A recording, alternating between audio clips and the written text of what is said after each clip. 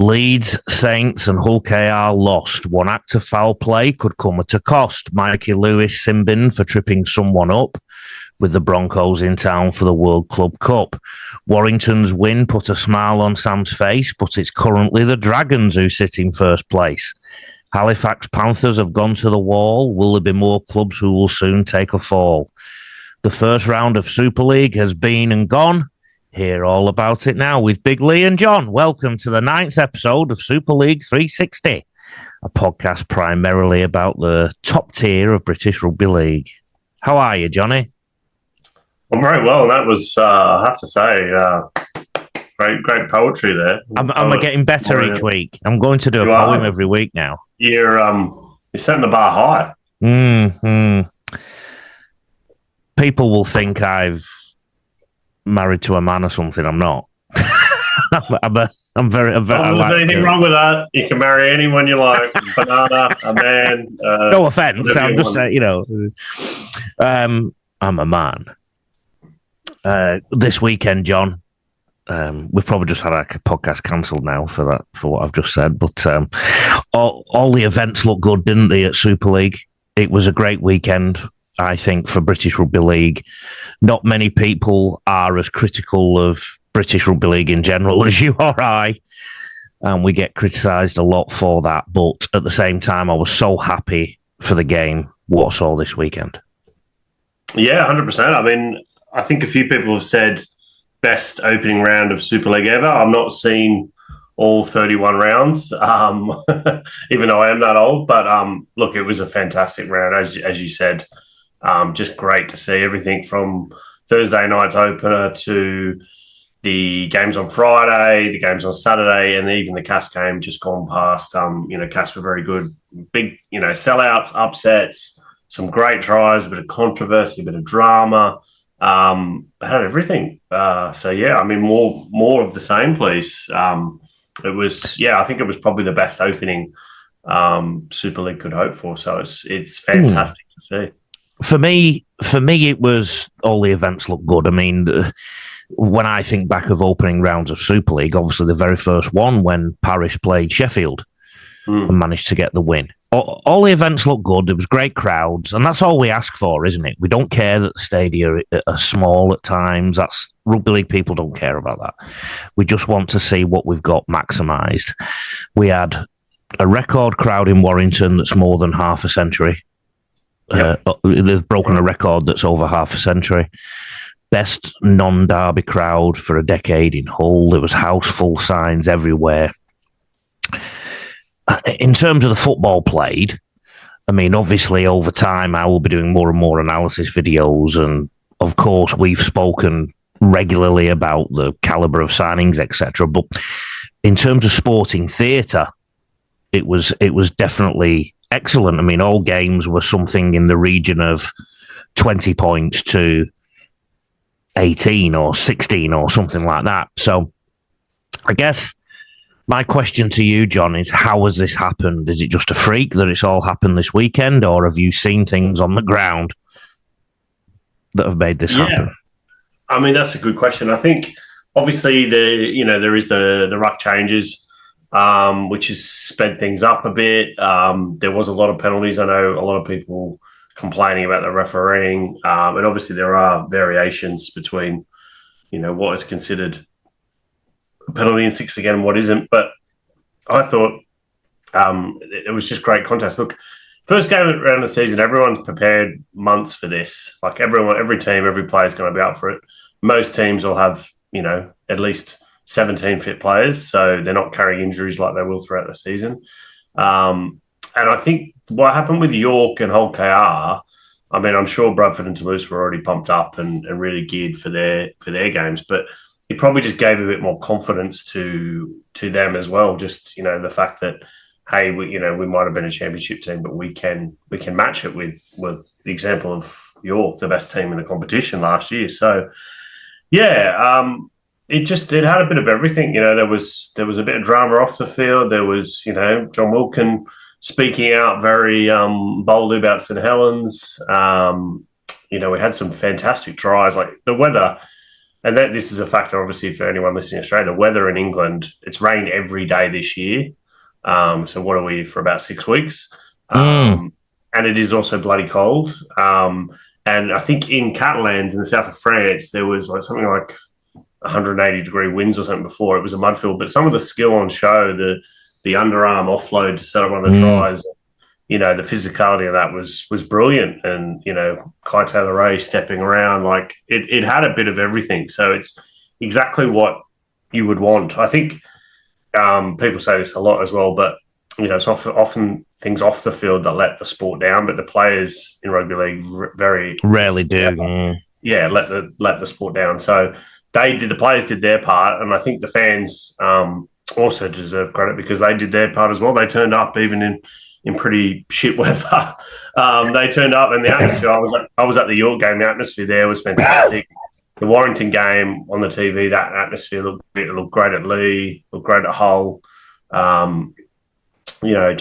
Everything just came together. I mean, whether there's a bit of luck in that, I guess, I don't know. But has there been any different marketing from the game? I mean, you live in the country.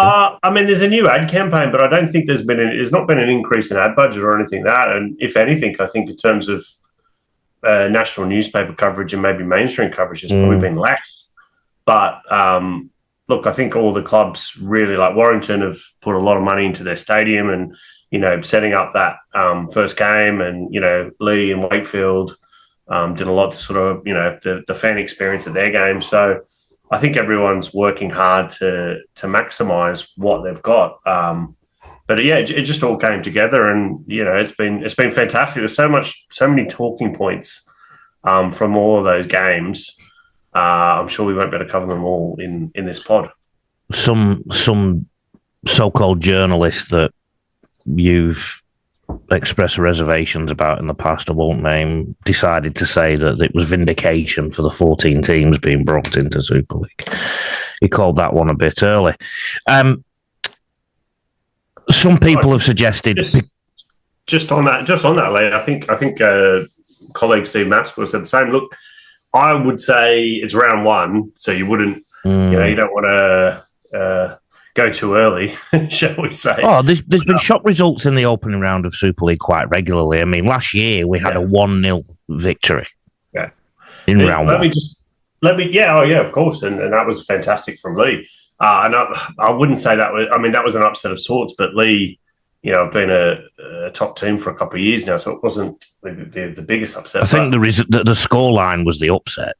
Yeah, of course. But look, I don't want the expansion of 14 tems to fail. I want to see the game thrive and grow and get bigger and more popular. That's why I do what I do and push for change and critique things because I'm passionate about the sport and I wanted to see it do well. It'd be great if the 14 teams come do, but I think people either criticising or having questions about it, they are valid because there's numerous reasons why they're valid. But yeah, let's judge accurately at the end of the season after 27 rounds to see how it is. But look, it's a fantastic start, and that should be celebrated. Let's introduce ourselves. My name's Lee Addison. I'm a obviously British-sounding person who's lived in Australia for 2 decades. I've been a rugby league coach in this country at pretty high levels for a long time. John, you're a journo in the UK, and instead of us going, through the whole rigmarole, they can just listen to some old podcasts or read the description. I'm just trying to make this pod intro shorter, John, because it was the longest in history. It's still being aired on the Ashes Rugby League podcast and the Rugby League Coach podcast platforms, as well as the Rugby League Coach YouTube too. The idea is we want you all to come to Super League 360 and the Rugby League Coach YouTube for that. Let's give our contact details out, John. So I'll go first. admin@rugbyleaguecoach.com.au is my email. rugbyleaguecoach.com.au is my website. @rugbyleaguecoach is my social media handle. John? You can get me on X at Johnny D. Davidson. You can get me on Facebook at John Davidson Journalist and on Patreon at rugbyleaguehub.com long reads. John's tweet of the week, which I am the committee for. It is a narrow mind which cannot look at a subject from various points of view. Would you like to elaborate on that, John? Or it was a funny week. Obviously, I had it was basically a double page spread on the Bradford Bulls and their return to Super League and the state of Odsal Stadium was online on Thursday and in the paper on Saturday. That story didn't go down with a lot of. There was some interesting feedback. I think journalistic turd was probably my favourite. Okay. But the point, I guess, a lot of the people who seem to have a problem with the article hadn't actually read it because if they had, they know I'd interviewed a Bradford fan who was very positive and complimentary about Odsal, and obviously the head coach, Kurt Haggerty, who was obviously complimentary about Odsal. I also interviewed Adrian Lam, the coach of Lee, who played at Odsal in, around 2000, 2001. Yeah. And if you actually look at his quotes, he was happy. He wants to see Bradford do well. He's glad they're back, but he wasn't that complimentary about the pitch at Odsal, which is his opinion. Look, people are allowed to have opinions, Lee. And the thing about Bradford's return, it shocked a lot of people that they finished 10th. And, there are legitimate questions there about the RFL buying Odsal from them for £1 million 12, 13 years ago, and then them selling it back to them more recently for what was reported, I think, around 250 grand. So they're all legitimate questions. And my point is you can't just ignore things that are happening. There's a lot of people in rugby league who just want to, if anything bad or questionable happens, they just ignore it and want to focus on the positives. I prefer to live in the real world and look at good and bad. Me too. Yeah. That's why we get on. The Bradford fans seem to be particularly touchy. Now, I know a lot of people from Bradford, and I've met many from Bradford in the past, and they're a lovely... You're banned after the Jamie Peacock. I know. They're a lovely community, but they must be the touchiest people on Facebook and Instagram when it comes to comments about their team. They are very precious. I understand a little bit in the sense that, they went through 3 administrations, a liquidation, a relegation, and for a period there, they were arguably the biggest club in World Rugby League. They were winning World Cup challenges and Super League Grand Finals and Challenge Cups and, producing great players like Sam Burgess, etc. And there's been a fair fall. But, there is a contingent out there who are very touchy. But I'd say the same with virtually every club, whether it be Hull FC, St Helens, Toronto fans were particularly touchy. But look, I know some Bradford fans and they're great people, and they share some of my thoughts as well. So, we move on. Play on. Jacko Hastings will talk about what he did a little bit later, so we don't need to elaborate on that. But at the moment, the Rugby League tweet of the week was from @John A 1800-2382, who said in reference to this issue, he said, "Shortest honeymoon period since Henry VIII got a new axe for Christmas." It's not bad. That's pretty funny, actually. It's good. You got to preach the comedic. Timing. That's right. Yeah. Socials pop at Lee of the week 0. I am a very popular person at the moment. I've had so many comments on my socials lately of people agreeing with me and adding to my thoughts. Wow, that's normal. Maybe this same wave is what's helped Super League be such a good product this weekend too. Maybe I'm on that. It's usually Aussie blokes wanting to come around and bash it, isn't it? That's right. Maybe the moons and the universe are moving in a certain way.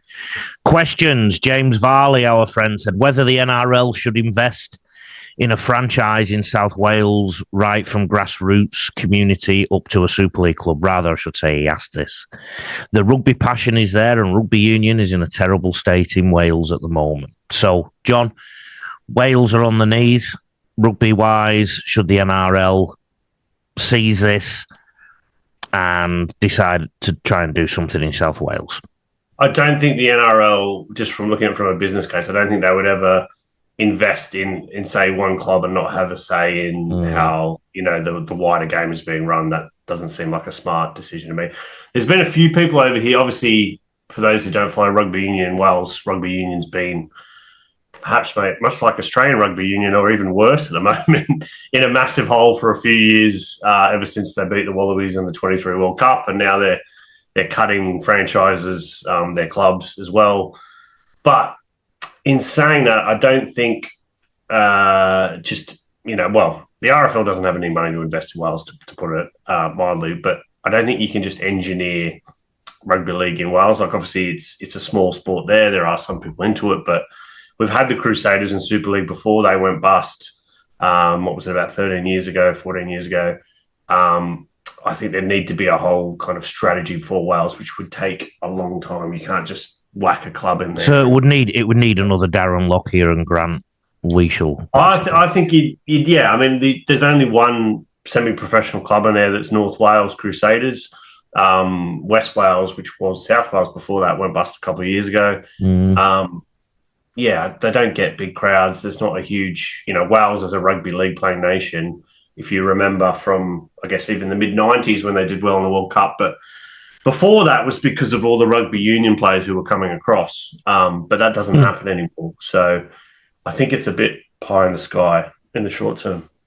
Pie in the sky, James. David Wright, how does the NRL Sky Sports deal work? Do they pay extra on top of Super League, or is it included? I might answer that one, John. I mean, I think right now, Super League is on Fox Sports and KO in Australia simply because News Corp have the rights to it in the UK. But I say that, apparently it's not on TV, it's not on Sky Sports in New Zealand. So you probably know more. Yeah, well, News Corp don't have the ownership of Sky in the UK anymore. So that changed a couple of years ago. I don't know for sure, but my understanding is it's just sort of some reciprocal agreement. I don't think they pay any money for the rights. Who owns News Corp in England now? That's a very good question. Off the top of my head, I don't know. But obviously with the changes, I think it's DAZN over here now, I think. Yes, it's DAZN who own Fox, but it is different. It's not the sort of Rupert Murdoch, Lachlan Murdoch situation, which obviously the Murdochs, and particularly Lachlan Murdoch, I'm not even sure if he still does, but he owned the Brisbane Broncos, didn't he? And strong links with rugby league. But that's not the case anymore. I think it's just a reciprocal agreement because Super League ratings in Australia would be, I mean, particularly because of the time difference, kind of non-existent. They're not a rating content, so I don't think there's really any money coming in for them. Trent 94 on 94W, Trent 94W on Instagram was a bit late with this message because we'd already planned and we're about to record this one, but he said, would love a full nerd breakdown of the Super League strategic review document in the next Super League 360 episode. And he said, try and record it next Thursday. But he didn't realise we changed to your Sunday night. A shame it dropped the day after the podcast came out. I found Section K, France, Wales, London, Scotland, Ireland, overseas relationships, and expansion particularly interesting. What could this look like and how could it be achieved? So, well, first of all, we're not nerds, are we, John? Or are we? I think I am a bit. I was probably called that in high school. I haven't been called it for a while. I think I might be a nerd trapped in a rugby league player's body, old rugby league player's body. That's something we might do. Might get Kaplan back on, maybe Broxton. Yeah, I think all the nerds together. It will be good. Look, I think I obviously read through it when it came through. It's not a plan. It's more of a wish list. And, I mean, a lot of to be fair, a lot of the stuff is just recycled old ideas. There's not really a lot of, it's like, have a plan for France and Wales and Scotland and London. It's like, yeah, I mean, that's great, but what is the plan and who's paying for it? And, like having Nines Rugby League, which we already went down that path, and then that kind of died off. Moving the Challenge Cup from Wembley, I mean, that's been talked about for a long time. Having a charity shield game between the Super League Grand Finals and the Challenge Cup, I believe that's been done before.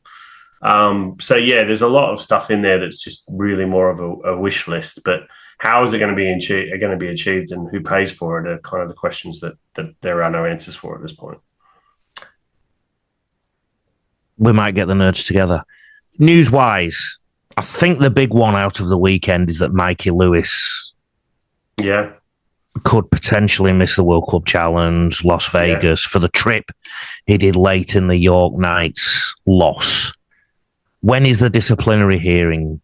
Well, usually they release the charges Monday, usually early afternoon, and then obviously if he is charged and he fights the charge, then there'll be a hearing Tuesday night. Usually with the trip, it can be a red card. It was a yellow on Thursday, and it could be a 1 or a 2 match ban. I will be quite surprised, and I'm not saying there's any conspiracy theories, but recent history would tell me I'd be quite surprised if he gets banned for the World Cup Challenge. I seem to remember Harry Smith 2 years ago. Wigan played Cass just before they played Penrith. I think it was Luke Rooney, but anyway, Harry Smith picked up the fullback and dumped him somewhat on his head, at least over the horizontal. I think he got sin-bin for that. He received no ban, which, it was fairly dangerous, much more dangerous than a trip, I would say, trying to, spear someone into the ground or accidentally spearing someone into the ground, shall we say. I'd be pretty surprised if Mikey does get banned. And even if he is given a 1 game, he miraculously gets off, I won't be that shocked. St. Helens, a week is a long time in rugby league. A week ago, they flogged Workington and looked good, to be honest, in terms of attack. Now, Jack Wellesby has picked up an injury that could at least be a few weeks. Jackson Hastings went to the sideline and mimicked as if he was going to climb over and attack a fan, and was certainly arguing with a fan or fans for a length of time. Mike Rush, the CEO, has also announced he's leaving, and his association with the club that's lasted 27 years. He's leaving. He hasn't announced. Somebody's announced it then. No. That story's been written. I'll point this out, Lee, because I was hearing about this last week. I approached Mike Rush for a comment. He denied he was leaving his role. I also asked the media manager, who denied that he was leaving. Now, the rumours have continued. There's rumours that it's going to be an announcement on Monday. This is all kind of related to the Mark Percival issue and a bit of a power struggle at the club, but we will see how it plays out. But yeah, things are all not well at St. Helens, shall we say. There is no smoke without fire, John. Since we last did a podcast, Halifax folded. Now, we're about 9 days, I think, since we last did a podcast, because we're going into the Sunday review mode so that it comes out on a Monday. That was a real shock. It was. I've done a little bit of analysis, John. And if you look at the professional structure, is there 35 professional teams now? Is that right? 34, I think. 34, 35. If you take Halifax out, I think there's 34, yeah. Yeah, okay. The 3 teams that have folded have basically been in position 12, 17 and 18 on that, if that was one big rugby league table. Yeah, well, the thing is that you're not including, if you go back another 3 and a bit years, you also had Cornwall, West Wales and London Scholars to that as well. And they were at the bottom end, weren't they? They were all League One clubs, yeah. But they were at the bottom end of League One is my point. Yes. But these guys, Featherstone, Salford, and now Halifax. Well, in Salford's case, they were in Super League. In terms of Halifax, they were going quite well last year, so they've obviously spent some money. Featherstone, the same, have spent some money in the past to achieve good things on the field. Yeah. So there's a pattern there with all 3 of those clubs, I think. Yeah, there's individual circumstances for all 3, so I wouldn't put a blanket thing over. And obviously with Salford, I've written about that numerous times over the last 12 months. If you have a look at my free long read with Paul King, I think that goes into a lot of detail. But the Halifax example, I did an exclusive probably 18 months ago, and they owed quite a bit of money in rent to. They don't own their stadium, the Shea. It's owned by the Calderdale Council. They owed a fair bit of money in rent. And that winding up order, which eventually sent them bust last week, was actually issued in 2024. And it had flown under the radar. But the common theme, I think you could say, Lee, is the TV deal for Super League. So pre-COVID, say 2020, 2019, it was 40 million a year. Now, that meant 1.8 million to all 12 Super League clubs, and then quite a big chunk went to the Championship and League One. So at the top of the Championship, it was determined, funding was determined on how you finished on the table, which I always thought was madness because not every club got the same amount and it wasn't fair. But the top clubs were getting 500,000. Now, because the TV deal is almost gone, it's about 21.5 million at the moment. Those clubs who were getting 500,000 are now getting 140,000, and the lower end clubs are getting 20, 30 grand. But they're still spending, like the wages for part-time rugby league for players is crazy in England. It's much more than... And especially at the top end, those pushing to get And those clubs, I don't know much about Halifax specifically, but I know with Featherstone, because I wrote a lot about them, they were paying wages they could not afford. They were not paying pensions. Players at Featherstone have told me they never got paid pensions, and they had numerous debts accumulating. And Featherstone also got... I think it was 2 million quid from the Wakefield Council, the same as Castleford and Wakefield did. So, it's just bad financial mismanagement. But the whole structure, Championship, League One structure, and the sustainability is just off the charts in terms of what the crowds they get and the interest in the competitions and the players, what they earn. It's just not, it's never been sustainable. So, could you predict more? Can you predict more that will be in peril? I wouldn't say predict more, because obviously there's been issues around Oldham, but they did pay their winding up petition last week. Did North Wales sort their issues out? Well, that's a really interesting one, because obviously there was allegations that players weren't getting paid. Seems to have gone quiet. They're obviously playing the season, but I do think that the current system, there isn't enough money or enough fans or enough interest to sustain the current system. I don't think this kind of full-time and then almost full-time, a little bit part-time and then very, minor part-time works. I never thought it has, with what was 37 clubs, which is now 33 clubs. I think unless the TV deal goes up, we could be in for more pain in the coming months, yeah. Let's talk some football. York 19, Hull Kingston Rovers 18, the newly promoted side that we believe Hull KR may have asked to play before the World Club Challenge, ended up getting the chocolates. I have done an awful lot of analysis on Hull Kingston Rovers in the off-season, and I've got to be honest, based on what I saw, they didn't seem to do much different to what I outlined in those vids, and of course, when the videos I analysed tended to be the Challenge Cup final and the Grand Final when they were basically at their, in theory, peak, with that rustiness as well that you get in the first game of the season, Hull KR looked a bit average, John, and it doesn't look good for the World Club Challenge based on that. Yeah, I mean, there was a few things that went, obviously, York were fired up. They were at home, their debut in Super League. It was pissing down with rain, and the weather can be a bit of a leveller. Hull KR lost Dean Hadley in the warm-up. And then Jez Litton went off for a HIA second, third minute in. But yeah, they were rusty. Look, York's defence early on was amazing. They threw everything. Hull KR's attack was a bit one-dimensional. They just tried to barge through the middle, and York defended that really well. But look, Hull KR came back into the game, and 18-6 with 20-odd minutes to go. They had the game won, essentially. And then there was a massive brain explosion from Mikey Lewis. He tripped Lee Harris, the York halfback. There was no need for it.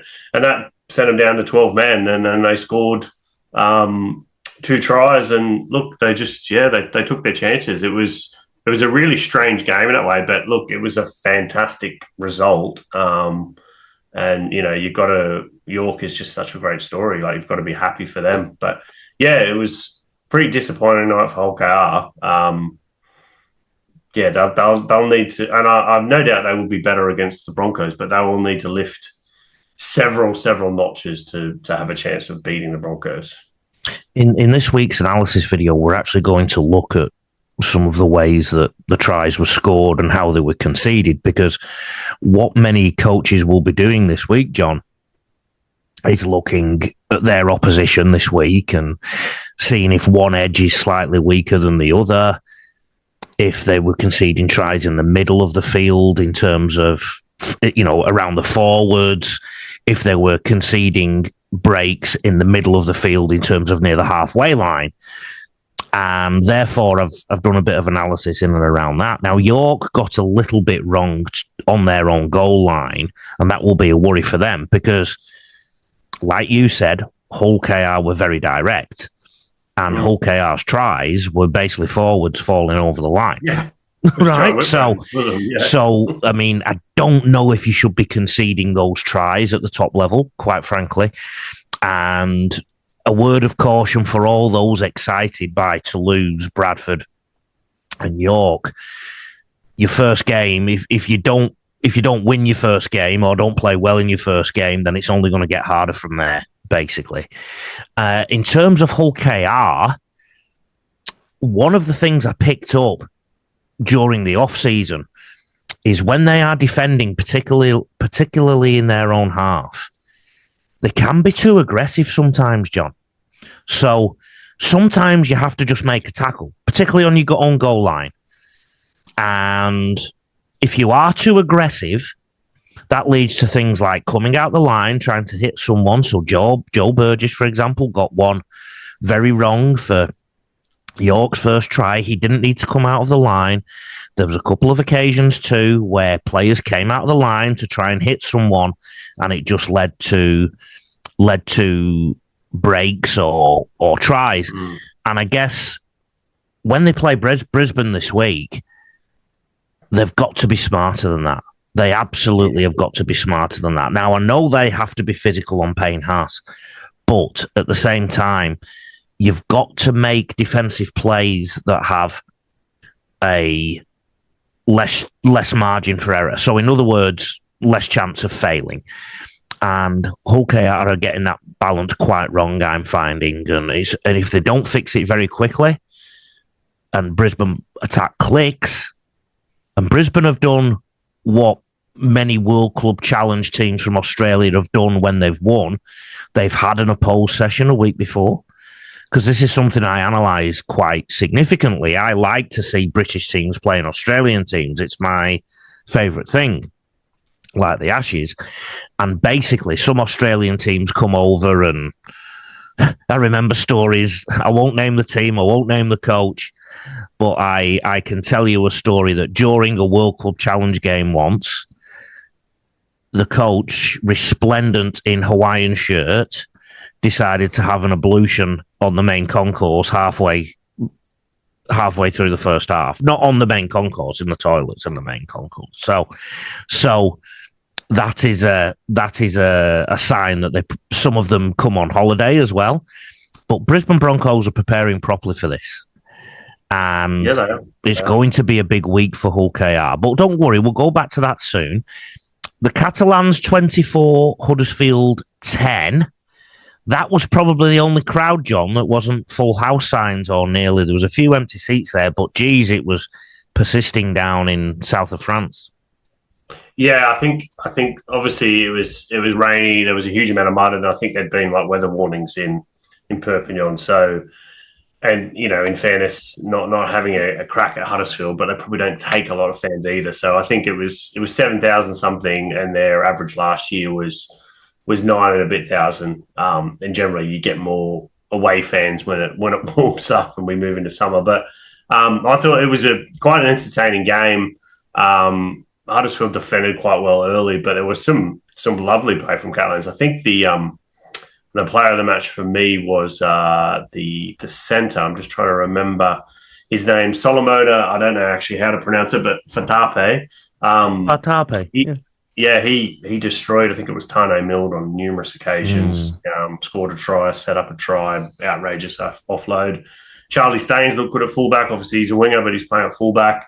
And Lewis Dodd had some lovely play, and so did Toby Sexton, who'll be back in the NRL in 12 months. So what exactly Catalans after a pretty shit 2015? Stop swearing. We'll get banned on YouTube. pretty average 2025. They needed them. They played well. They well deserved their victory, the Dragons. I wanted to mention Lewis Dodd because he did some great things for Catalans' first try, sort of shimmied across. He looked like a completely different player to the one that was at South Sydney, and he looks liberated. And I know he's had a contract extension before the season started, so good on him. Good to see him back on his dancing feet. Huddersfield defence, like I said, I'm on this theme of looking at where they were weaker, looked absolutely laboured in the middle.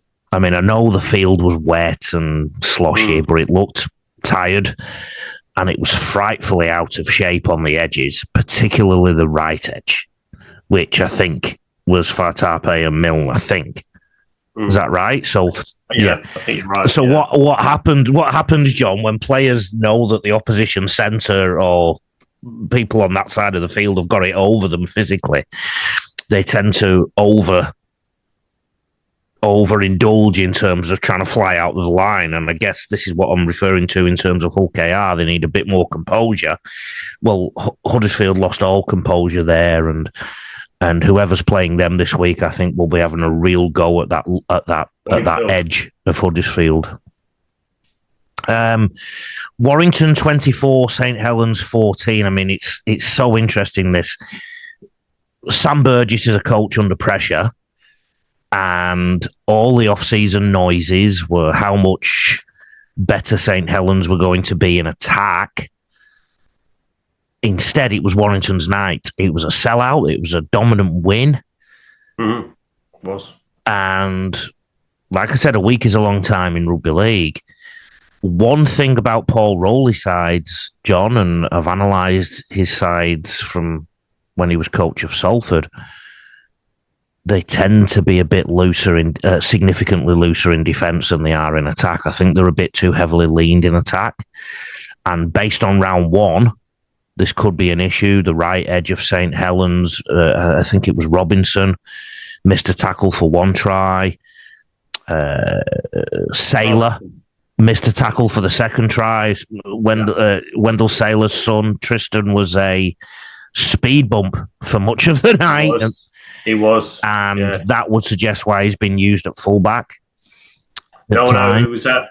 Well, the interesting thing I found was that he was at 6 with Hastings at 7, and they had Johnny Lomax on the back as a backup hooker. And Johnny Lomax is a fantastic footballer, but he's not a hooker. So that was really odd. And Saylor's not a 6 for me. So obviously Wellesby's injured. So Saylor, you would think, will be at fullback this weekend in round 2. But that dynamic just didn't really work. And I think the Saints attack wasn't great. I mean, they had one try, which for me was a definite try. I think the video ref robbed them of that one. But I don't think it changed the outcome of the game, because I think Warrington were well-deserved victors, shall I say. Yeah. To me, smart coaches tend to put a team out early in the year that's better defensively, because your combinations tend to take a while to click. And this seems like a team that's been put out there to attack from St Helens. And if you're going to go out to attack straight away, you need it to click straight away, basically. Otherwise, your defence is going to be under more pressure. And like I said, I mean, I thought they were technically a little bit poor, a little bit too spread in D. So many of their players were mixed up between if they had to come up and in or up and out. And these are all similar things I saw under Rowley at Salford. So it's been a chastening week, I think. Chastening week for St Helens. And it'd be really interesting to see what they do this week, because I think they have to travel to France. Yeah, I think they're playing Toulouse. I'm not sure, actually. I'll look up the. I think it's Catalan. I've got the fixtures at the end, and we'll talk through them. So I think whoever they play, the coach will be looking at the St Helens right edge, which will be the attack's left. No, they've got Lee at home, which is a tough game. Oh, why? Where did I guess France from? Lee 26, Leeds 14. Your thoughts on that, John? Well, I was watching the Warrington game, which was on at the same time, so I've only seen a few clips. But it looked like Lee were were really good, deserved their victory. Leeds had a few injuries. No Jake Connor, which is a massive miss, the man of steel. But yeah, I mean, look, I think Lee are a very good team, and they have been for a couple of years. You can't write them off. And they scored an amazing try just to lock and land, the ability to keep the ball alive and play what he sees in front of him. So yeah, not a massive surprise, I would say. But obviously for Leeds, a disappointing start for them for round one. Leeds were a bit soft in the middle for the first two Lee tries, just going up a little bit high. But then so were Lee for both Leeds' first tries too. It was one of those games a little bit. Do you remember the crazy try from the start of the second half, from the kickoff? That was, I think it was Jack Hughes. Yeah, that was just embarrassing. I mean, imagine if Brad Arthur had hair, he would have been pointed out. That was under 10 stuff for me. And the Leeds fans were singing "Tessin' You" is "See you next Tuesday," apparently. And I think that was happening to Jacko Hastings as well at Warrington, and that might explain some of the tete-a-tete with the fans. Yeah, the "Tessin' You" thing, I mean, it's probably going to happen every week. And they gave him man of the match, I think, the league club as well. So, yeah, it's an interesting approach. Let's put it that way.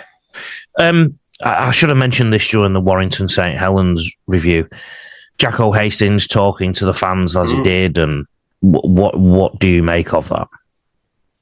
Well, I mean, he's come out afterwards saying, get it exactly right, but it was something about, he was worried about his partner and his child, and, there was a fan ejected from a Warrington fan ejected from the stands, and other people have said, he was copying abuse. Look, it's a difficult one. Obviously, if his partner and or child were in danger, then you can completely understand it. But it's probably not a good look for, he was obviously upset and angry from what you can tell by the footage, and, trying to jumping into the stands is not a good look either.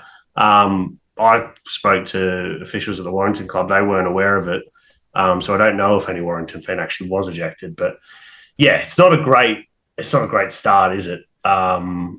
On debut, I thought he ran the ball a lot, tried to throw a lot of dummies, but got caught, got tackled with the ball in hands a lot, probably tried to do too much and overplayed his hand at times. But look, he's played at Wigan, he's played at Salford. He's going to be a target for opposition fans, opposition players. But yeah, just everything, and then you look at the John Wilkin comments after the game, everything went wrong for St Helens on Friday night. My favourite try of the week, I think it was the first try that Hull FC scored. A great Hull run. I think you tweeted about it. So basically, the Bulls conceded 2 tries very early around their halves, with people just screaming onto the ball and running great lines. I think you tweeted about it. That was my favourite try of the weekend, actually. I love to see a back rower or a centre just coming onto the ball. Bradford have got some real issues on their edges, and that will only get worse if they've got injuries, because I think they picked up a couple of injuries as well. So you try and control the middle, and then if you don't control the middle, the edges get exposed. Hull FC have an issue on their right side of defence, I think. That's what I picked up from that game. What did you get from that? Yeah, look, that was a really entertaining game. I think it was 2020 late in. Bradford were unlucky not to win it. I think it was the try that Wanger Blake set up in the corner. Like, the way Bradford was throwing the ball around was great to watch. I thought they were really credible. Full credit to them. Yeah. Obviously, they didn't get the win, and it was funny. It was Leon Price's son, Will, who kicked a drop goal, who was obviously the son of a Bradford legend. Yeah. And then they push on. But yeah, look, I think Bradford, they competed. They'll be disappointed they didn't get the win, but they can regroup and go again. You are right. They've started the season before the season with injury problems and picked up a few more. So it's going to be a hard season for them. But look, they can take a lot of heart for what they did. Tough fixture. Tough. Yeah. Definitely. Tough reintroduction, Hull away. I mean, they'll be glad it wasn't at the Boulevard. and didn't they look like Penrith Panthers in the kit that they had? It's a good kit. I like the kit. It's a good kit. It's funny. 20 years ago, everybody else would have said that Penrith looked like the Bradford Bulls. Now it's the other way around. There's been a lot changed in that time. It has. Wakefield 16, Toulouse 18. I always think Toulouse is one of the most unfortunate names. Should be to win. Should be able to change it. Both defensive edges in this game got penetrated. Toulouse in particular did concede a bit from the middle of the field, actually, but they scrambled so well. They did. Yeah. And one thing I noticed in this game, the both teams were trying to push the ball outside the defence because neither defence wanted to give an inch. I think the key thing in this, though, was how many goal kicks were missed by both sides. Well, I think, did Cesar Rouge hit the post 3 times or something? I mean, he had a fantastic game, and he was obviously an ex-Catalans player and really took his opportunity to Toulouse. But, he had no luck with the boot.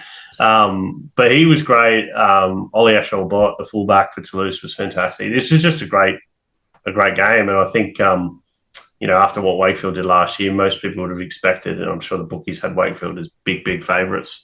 But Toulouse, they scrambled so well, a lot of enthusiasm, a lot of grit, and they got away with a win. And that's exactly the sort of start that they needed. It'll give them a lot of, confidence going into round 2 and the rest of the season.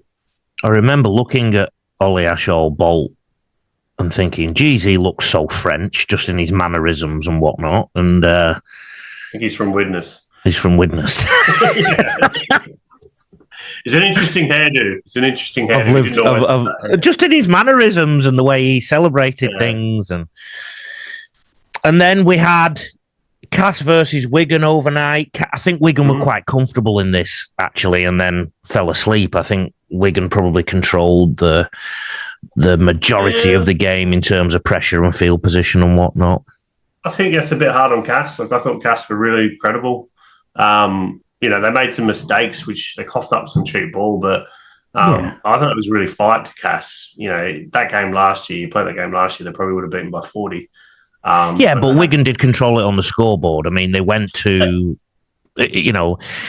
scoreboard-wise, Cass have scored a couple of late tries when Wigan decided to clock off a tiny bit. Wigan had Kieran Simbend for a shot to the head. And look, I think the Wigan tries, a couple of them particularly, there was a bit of Bevan French brilliance there.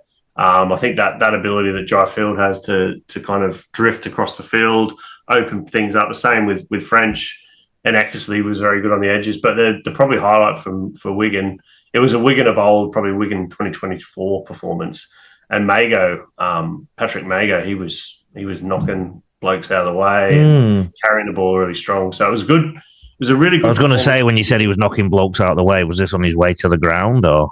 Well, I wouldn't. He's bloody huge, so I wouldn't get in his way. But I thought Wigan were really good. But I think Cass, I think that a lot they can build on. The cut down there is I think Cass are in for a better year in 2026 than they had in 2025. Oh, absolutely. That might say much because I think they only won 7 games last year, but I think they'll be much improved this year. They've got to fix their left edge in defence. They've got an issue there. The field was heavy and both sides conceded tries late on with somebody waltzing through the middle. Wigan, to be fair, Cass did have bodies in motion for one of their late tries, but it was a heavy field. Wigan's left edge will be a little bit of concern for coach Matty Peat. A bit of a news roundup. We've already mentioned Halifax, but there's a bit of noise that Adrian Lam, the Lee coach, is being looked at or potentially linked with the Papua New Guinea role. As in the PNG Chiefs, that is, not the Chiefs, the new NRL club for 2020. Yeah, I had someone mention that to me about 2 weeks ago. I did put it to Adrian Lam at the Super League launch, and he, well, it's not that he denied it, but he basically said, he's not spoken to them and blah, blah, blah, blah, blah. But look, I mean, if you think of Papua New Guinean Rugby League, if I can get it out Put over your the teeth last in, yeah. over 30 years, I mean, who do you think of, Lee? I would say probably there's three people. Adrian Stanley Lam, Gene, Adrian Lam. Marcus Byer. Yeah. That for me would be the top three. And of those three, the man who's a very, very good coach and is, maybe the most legendary of those status, but is Adrian Lam. And his son's also Locker Lam, the star halfback. So I think he would be perfect for that NRL role. Whether he takes it or not, I don't know. He's done a great job at Lee. He was an assistant in the NRL for God knows how long, under Wayne Bennett and other coaches. He was a sensational halfback for the Roosters. I didn't really see him play at Wigan, but I'm sure he was good. I good did. For Queensland.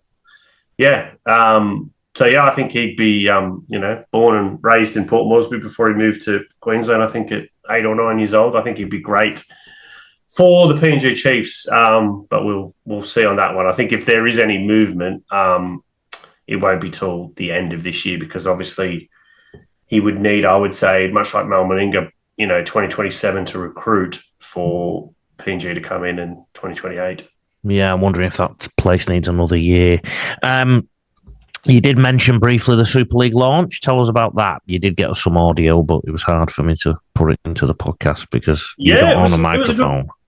It was a good launch. It was somewhat ironic. It was at the National Football Museum in Manchester, which is soccer for those people who don't know.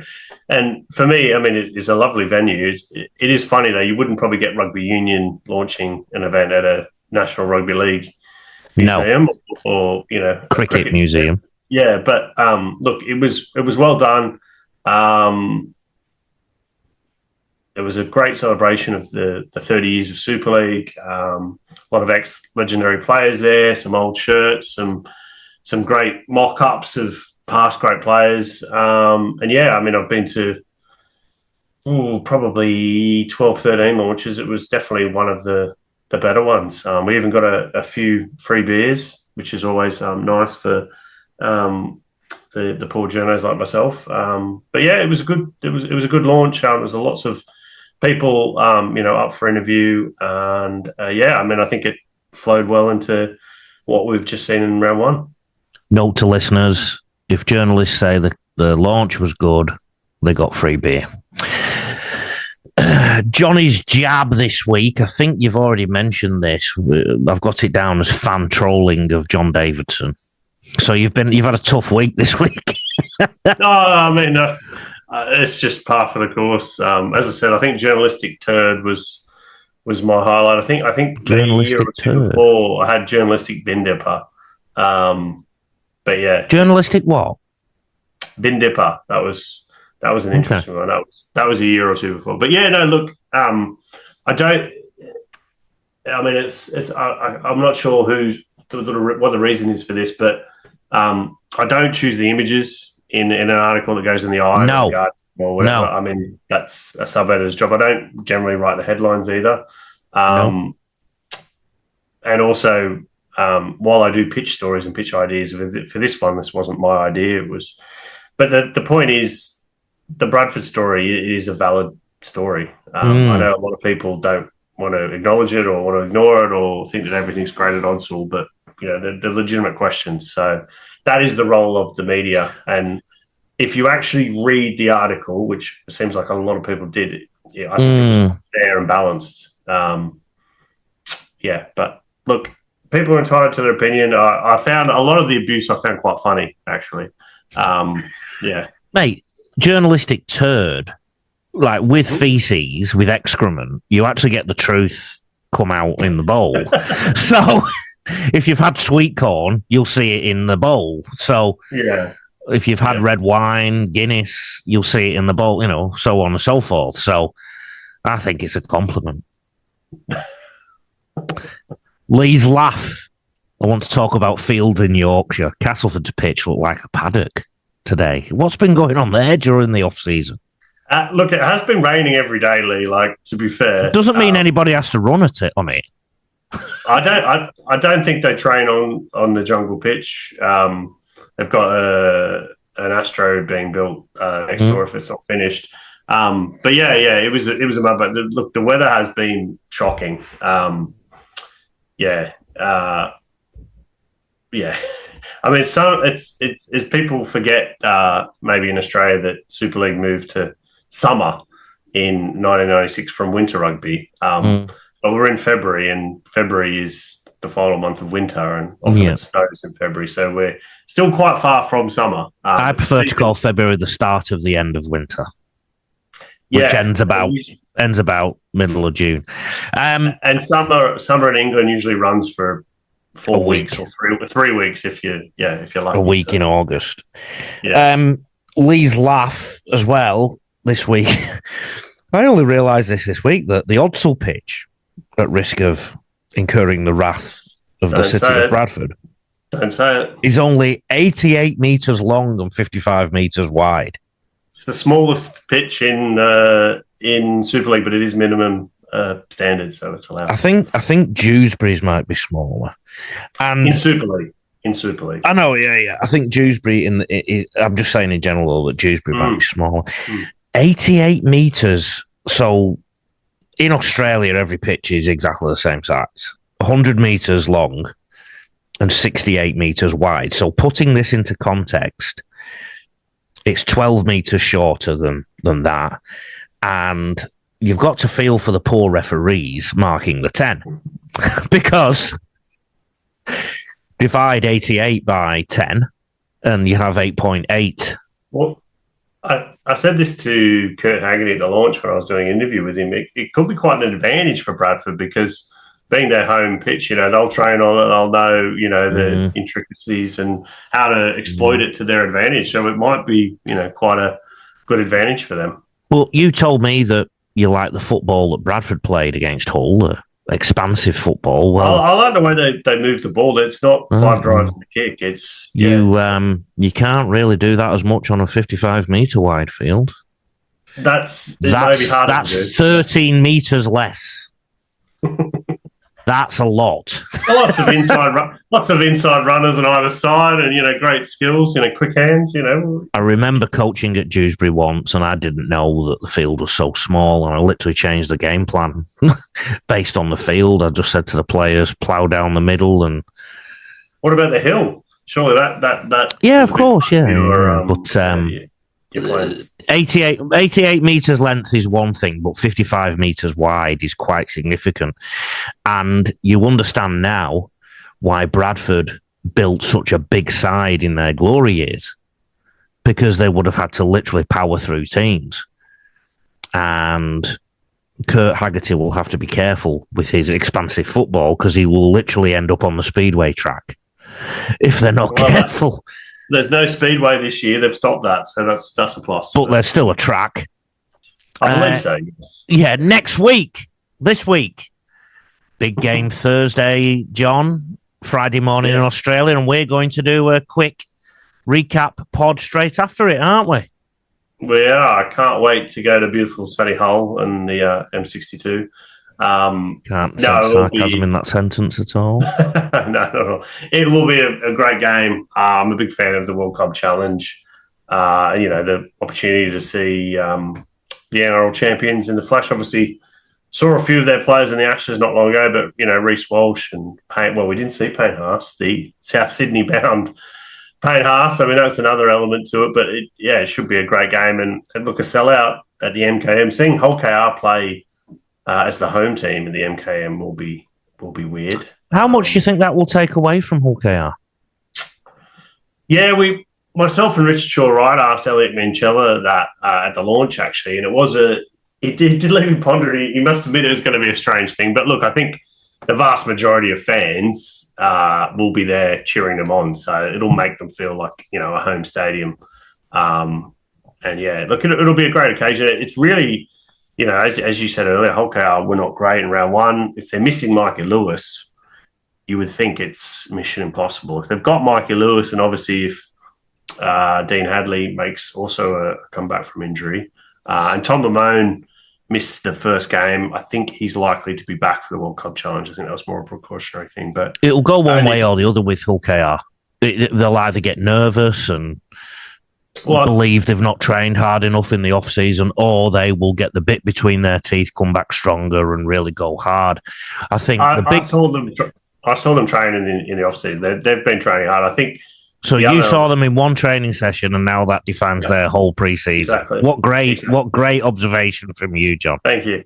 But I think you got to remember the Broncos haven't played a game this year, so they're going to be rusty. It's going to be probably cold and wet, and they've also had the whole Payne Haas. I mean, you can't underplay how big this Payne Haas thing is. No, if reports are true.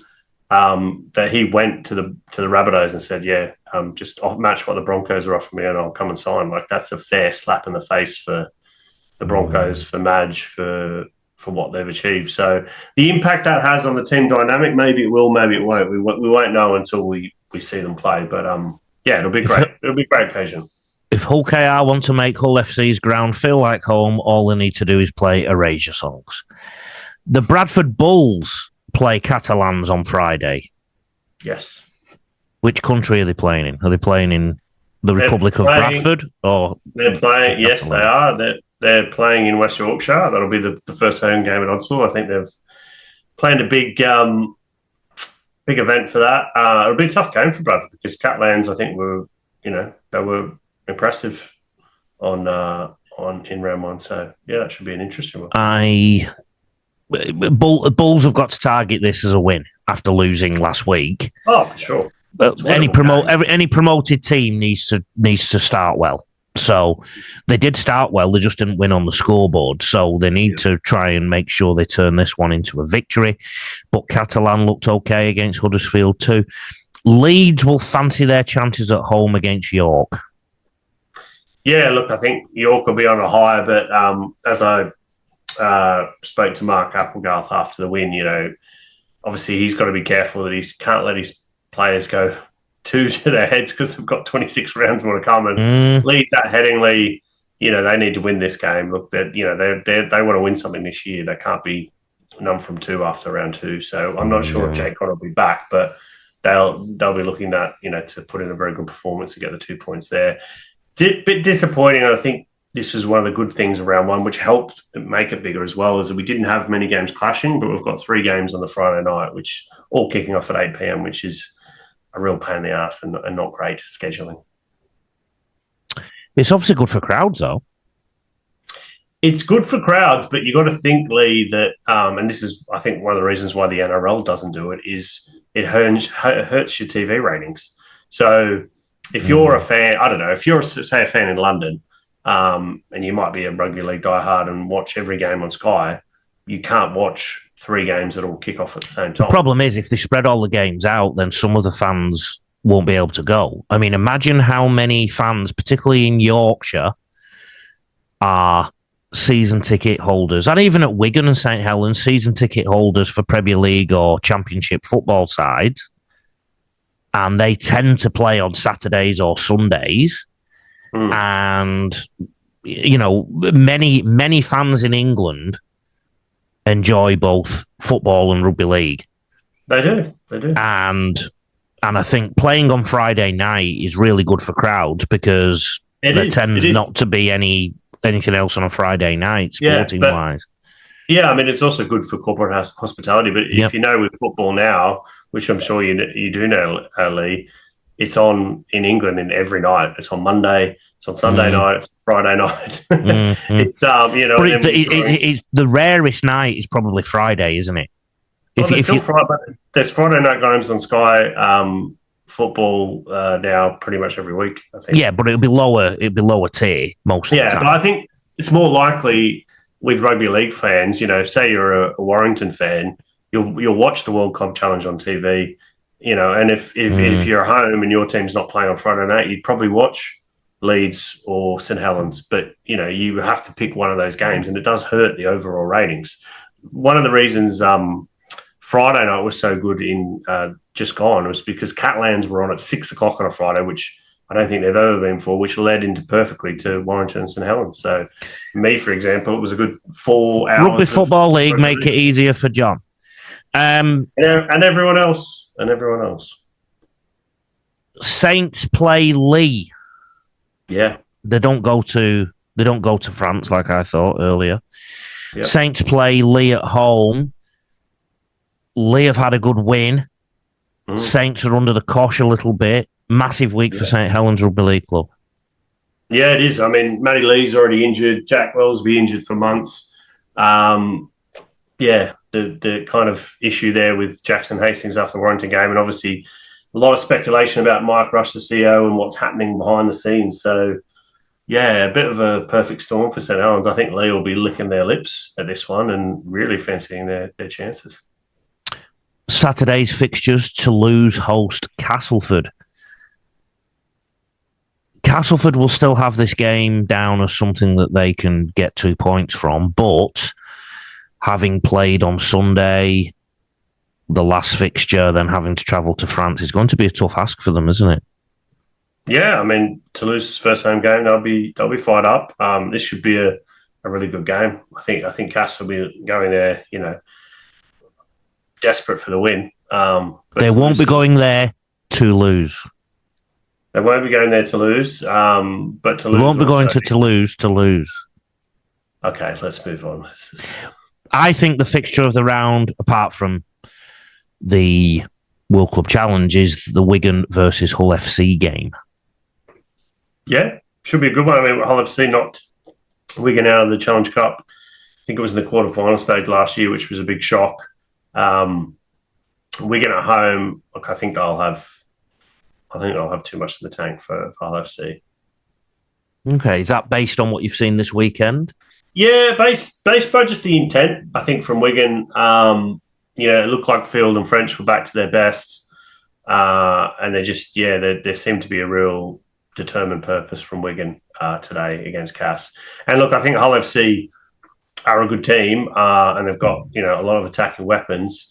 But I think the fact that Bradford pushed them so hard shows that there's definitely vulnerabilities there that Wigan can also exploit. One of the big factors, and we will talk about this more and more as the year goes on, is that Hull FC have had 2 more days rest than Wigan have after the fixture. And I think this is important in the first couple of rounds because your body obviously gets a workout it's probably not really had after round 1. And it also kicks in when the injuries start to kick in as well. So, yeah, I think this is going to be a tight one. I really do think this is a match of the round. And then to round off the fixture, and once again, only one fixture on the Sunday, and that's Huddersfield versus Wakefield. Huge game for both clubs, this. Yeah, local derby. Both teams obviously losing in round 1. Will be really wanting to get some points on the board.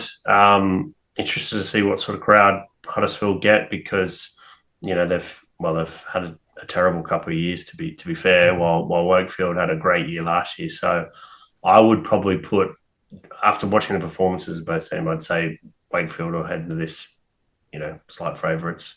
But Huddersfield have recruited well in the off season, so let's see what they can do on their own patch. The Giants are unleashed, John.